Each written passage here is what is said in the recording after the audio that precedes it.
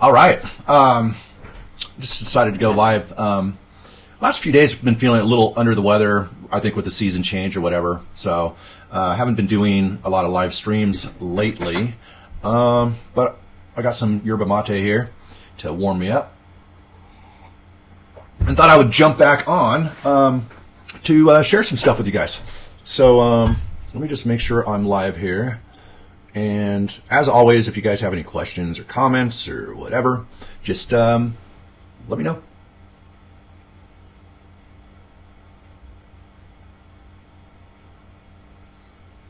All right, just checking. Yep, looks like I'm live, so good. So I wanted to talk a little bit about, well, it might be a little bit of a long story, but I'll try to keep it somewhat reasonably short or reasonable length. But I wanted to talk a bit about writer's block and kind of my journey through that, why and how it happened, and maybe you guys can relate to it, maybe it can help you guys out. And that's really my goal here. So I think I should probably start. It's weird. I've got a long story, in my process of, becoming a music producer and that sort of thing. But we could start in the early 2000s, and that's when I got together with a partner, and we started working on a project that we called Interstate. And we had our sessions were kind of sporadic. We would work on ideas, and like most people, we would have tons of basic ideas on our hard drives and stuff like that, just unfinished loops and things like that. So just like most people that are getting started, we weren't necessarily finishing songs, but we were really motivated, and we really wanted to push forward. So we did end up making I think we made about 4 songs in about a 1.5 year period. All right. So not super prolific as far as, our output or anything, but we were still learning. And at the time, there wasn't really much out there to give us any hints on how to approach doing this. Now at the time I was also using Fruity Loops, an early version of that, which is, I find it to be a great program. I just was never really happy with the arrangement window. So what I would do is I would build my songs in Fruity Loops, and then this was before I was using Ableton. I would bring it into a program called Acid, and that's where I would do my arrangements, stuff like that. So I was using a combination of those. So so we were writing tunes that we thought were pretty cool.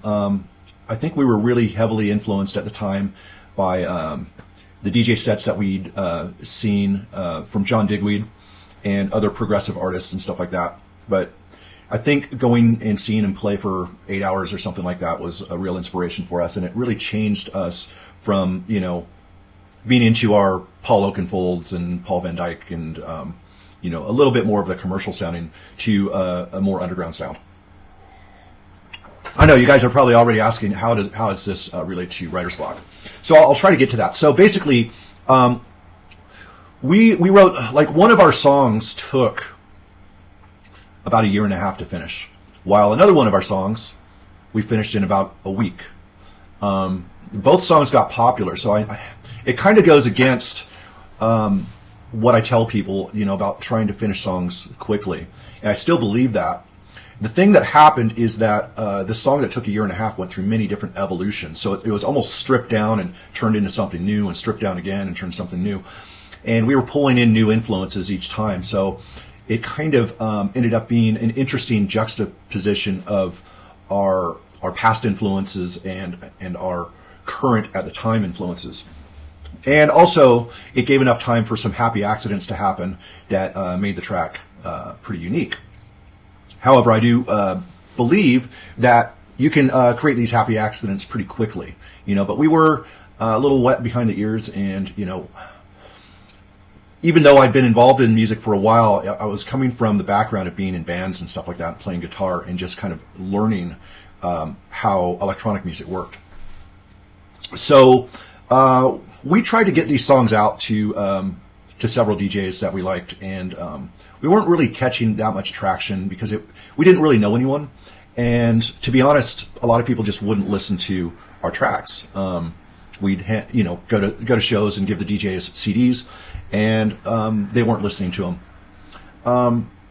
And eventually, though, we were giving CDs to some smaller DJs that were kind of coming up, and they would take the time to at least listen. And so they started really supporting some of the songs that we were doing.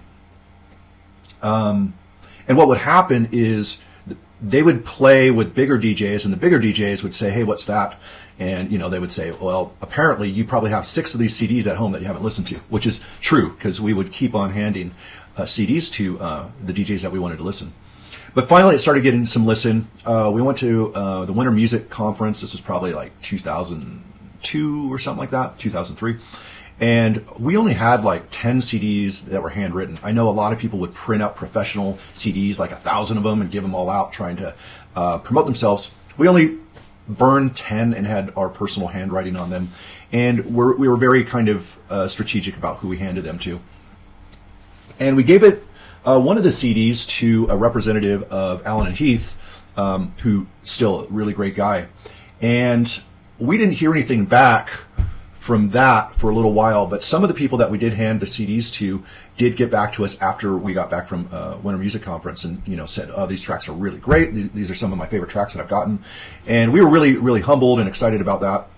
And then we got an email from the guy at Allen and Heath, and he said that a really big artist was giving us really big plays, and that ended up being the start of our relationship with a DJ named Hernan Cataneo, who's really huge here in the States now, but he's also even bigger. He's kind of like a god in South America. He lives in Argentina. And on top of that, he's a super nice guy. So he was talking us up in magazines and, in his interviews and things, and said that, one of our tracks was his biggest track for like 9 months straight. And this was kind of not long after Paul Oakenfold kind of took him under his wing and kind of helped promote him and helped get him more gigs and things like that. So some of these tracks ended up becoming classics. We have a remix of one of our tracks that ended up on his Master Series compilation. So from there, him playing it, he was doing shows with John Digweed, and then John Digweed said, "I got to have a copy of that." And pretty soon, like, everyone was getting copies of this track, and it kind of went viral in the progressive house DJ community. So, we were just starting to become a little bit, I guess, VIP at the time, and it was still weird and strange and exhilarating that things were moving really quickly. And then the problems started hitting. Because what had happened was, we had gotten so much attention on these songs that we knew that we didn't know everything that, a lot of people knew about music production. We just kind of, put tracks together and hope for the best, really. So we can't say that the songs were like super well produced or whatever. So it started making us a little nervous because, DJs were starting to ask us for more material. And quite frankly, I think we just kind of scared ourselves a little bit. It's kind of weird when you're being invited to parties and, being treated a certain way, and the people that you hold in really high regard are saying really positive things about your creative output, about the songs that you make. And you don't want to hand out a new song that's just garbage and ruin your reputation. So it was kind of like we got to the point of almost resting on our laurels a little bit, and we were afraid to put something else out because we were afraid to change the dynamic of our relationships with these new relationships that we built through our music. So we started getting way more analytical about our songs. Obviously, music was starting to go in a slightly different direction, from progressive to early tech house, which is much different than what's considered tech house now. But it's so we were kind of changing or trying to change with the times. And I guess the problem was we were trying to fit in instead of doing our thing. I mean, obviously we were always borrowing ideas, even, with the last songs we made. I mean, that's kind of what you do, is you figure out what some of your favorite music is, and you try to make something your own using these influences, which is what we did. And we were using a lot of samples at the time, so we kind of felt like, well, maybe we're cheating or something like that. Maybe we need to get better with our sound design skills or whatever. So it just really caused us to have long runs of not being very creative. And when we were creative, we were overanalyzing everything, and we'd end up setting things aside. And I know that this is really common for a lot of people, setting songs aside, thinking, I'll get back to it later. I'm not going to finish it because I'm no longer inspired by it, or I don't know what to do, or I don't feel very confident about this particular thing that I'm working on. So, all of this stuff just fueled the need for us to feel like we needed to learn more technical stuff. We had transitioned into starting to use Ableton as well, so we were learning a new DAW. And what really ended up happening is it seemed like we were writing for our audience, the audience that we had now, instead of writing for ourselves. So I think that even though we thought we were really passionate about some of the stuff we were making, I think we were more passionate about the reaction that we were hoping to get from a certain audience. So we weren't really being true to ourselves anymore. And it just gave us a real... even when we tried to get back to our own sound, we came back with a real lack of confidence in our sound and our own ideas, and we were second guessing everything. So, so we would work on a few songs and unfinished stuff, and I started working on some of my own songs eventually. But that was another thing, is I didn't really have personal confidence. I had confidence within the dynamic of the group, of the partnership. And that was starting to dissolve, and I wasn't sure if I really had it in me to make tracks that were as good as some of these things that I did in a partnership. And my partner was trying to do stuff on his own as well. And I think that he felt like he had something to prove, because he came into this partnership with a lot less technical know-how, and I kind of knew more of the technical stuff, even though I didn't know everything. So I think he felt that he needed to prove himself. And in doing that, it kind of split us apart a little bit. And yeah, so we were just, on top of that, we were trying to build a reputation. We wanted to know who was responsible for us being successful. Like, which one of us, was the real force behind the partnership. And by doing that, it just, we started battling more than working together. And, that ended up, the partnership dissolved. And then, I was kind of on my own, trying to, figure this stuff out and trying to write my own music. And that led to me making more music that, I look back on as really not being my style. I was really trying to fit in. I was really trying to I was wanting to get signed. I was wanting to I was just seeing other successful people, and I was envying that. So I was, thinking to myself, well, I suppose I can make that kind of music or whatever. And that never really felt right. And I wouldn't say I made tracks that I absolutely hated, but it just wasn't really me. And that was because I wasn't really confident in being myself. So that made writer's block more prominent. And this went on for a good 10 years. So that's kind of the story of having some early success. I guess you would call it some sort of beginner's luck or something like that. Or maybe we had something and we just lost confidence in that. That's probably true as well. But yeah, so probably the next about 8 years was really not much output from me. It was like I was just trying to make something that sounded decent. And we did some stuff that I thought was cool. It didn't end up getting signed or anything like that, but then it fizzled out again. It was just one of those things. So I didn't really dive back in and really turn into the artist that I am today, probably until I moved out of California and moved to Denver. Because I guess I was able to reinvent myself a little bit. And it's not that you have to move away to do this, but it was an easy way for me to kind of clear the slate and start with something new. And I had new inspirations, and I was teaming up and started DJing here at Beta Nightclub and learning more about this new sound that I was actually much more into. But my way of writing wasn't quite there. I didn't quite understand how it worked.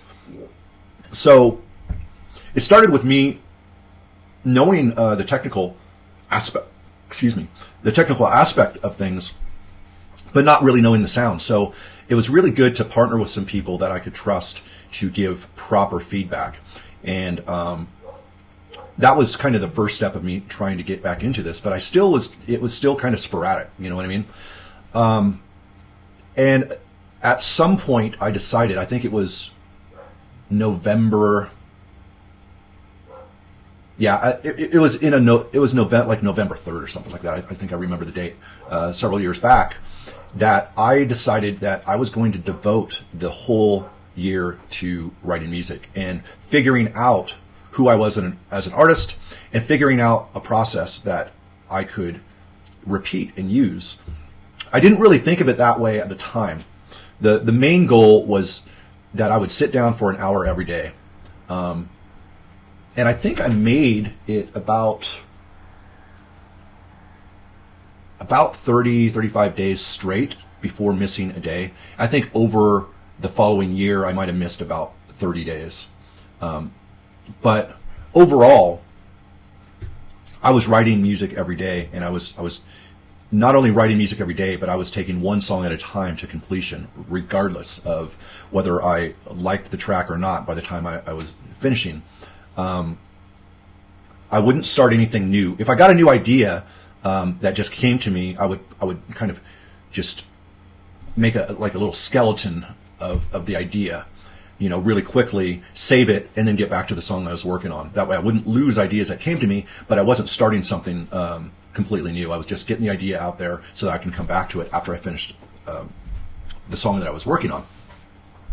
And this was it was an interesting process, but the one thing that really helped was that I was building on successes that I'd had from the day before and the day before and the day before. So it's like I was getting 1% better every day.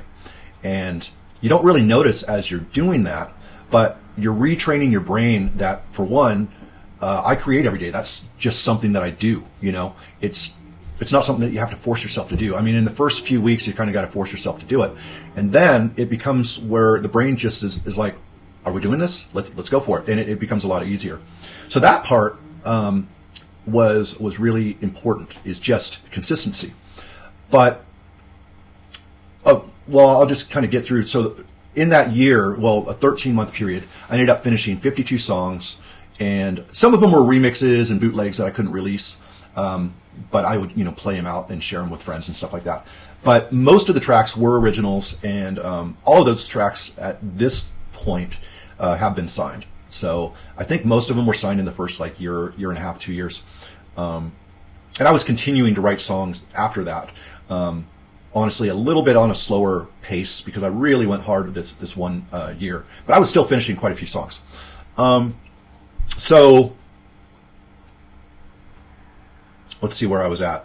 So I had finished all these songs, and I was able to step back at the end of that year and really take a look at what I had done.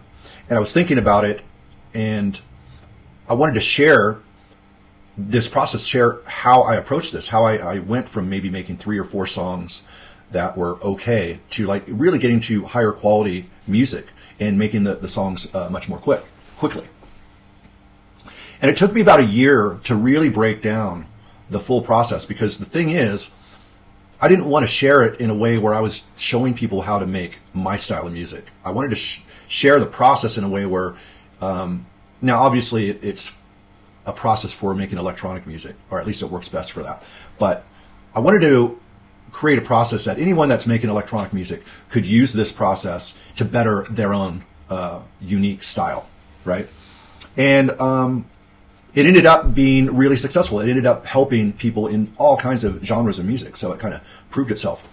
And it became a 19-step process is really what it came down to. And there's a lot of preparation, a mental preparation as well, that and organization that you need to kind of put yourself through in order to be completely mentally prepared to start sitting down and writing music. So, the beginning of the process is not really sitting down at the DAW. The beginning of the process is a lot more organization and mindset, which sets the tone for everything else that you do. So it's super important.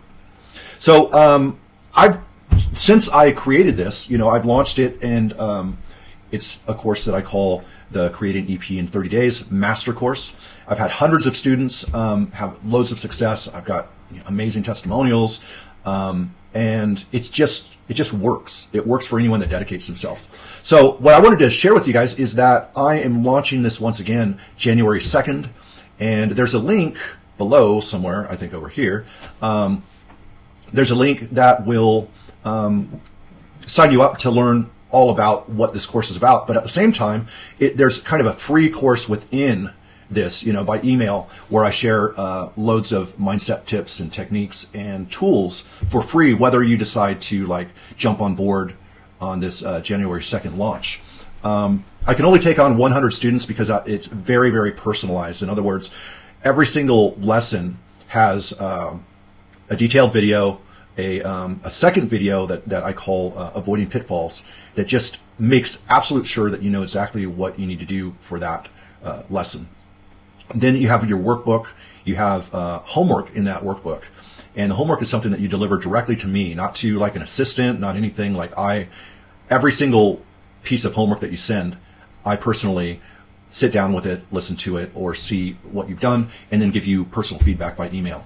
So with that, having a lot of students, this is a lot of work that I put into each and every student, because I want to make sure that every student with their own unique sound finds success in this process.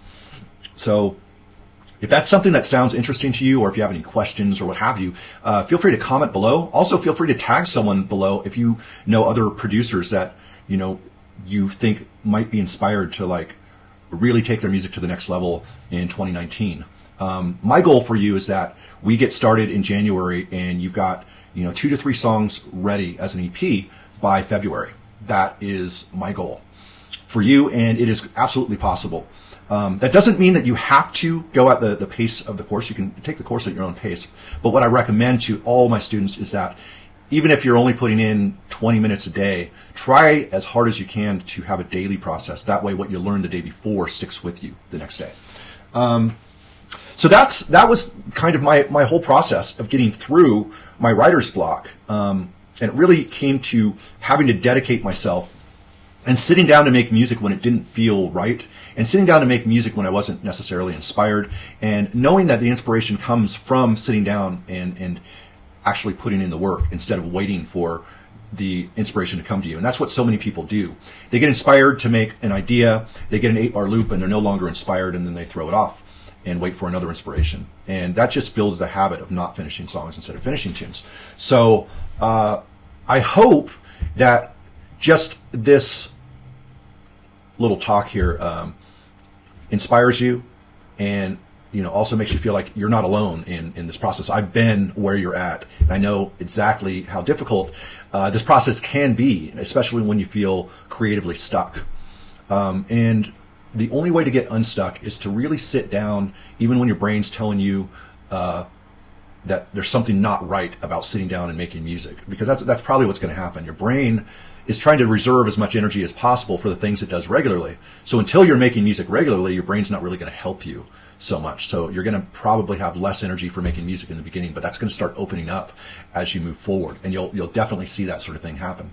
So yeah, if you want to, if you vibe with me, if you've been watching my videos for a while, and you think that I might be able to help you transform your music making, I'd love to have you on board. If this isn't the time for you, that's totally fine as well. But either way, I recommend that you sign up.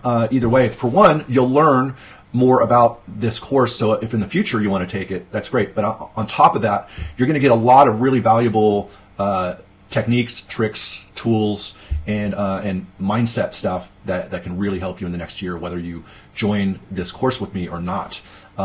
And then by joining the course, you obviously join our private group where all of our veteran producers are in there, all the students that have been with me for years, and they're helping the new students out as well. It's really a great community. So that's all I had to say today. I just wanted to share some of my experience, and hopefully it helps push you forward when you're feeling like you're struggling and feeling like this music making thing is a real challenge, feeling like maybe you're not cut out for it.